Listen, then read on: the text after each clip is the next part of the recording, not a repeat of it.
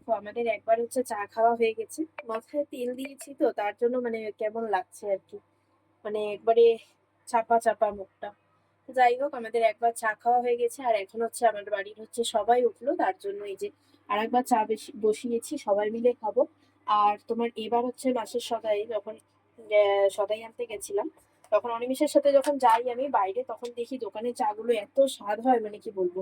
তো ওখানে একটু হচ্ছে তোমার এলাচের গন্ধ, একটু আদার গন্ধ, মানে অন্যরকমই স্বাদ জানোই। তো তাই ভাবলাম যে কি করে কি হয়, আমিও যখন বাড়িতে বানাবো, যেহেতু আমি হচ্ছে চা প্রেমী, খুব ভালো লাগে চা খেতে। তো আমি হচ্ছে মাছের সাদায় এরকম এলাচ নিয়ে এসেছিলাম, এলাচ একদম মিহি করে গুঁড়ো করে নিয়েছি।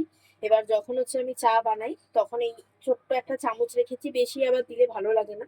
তো এই 1 চামচ আমি দিয়ে দিই ওই ইসেতে, তারপরে একটু ফুটিয়ে তারপরে চা বানাই, মানে আলাদাই স্বাদ হয়, খুব ভালো লাগে খেতে।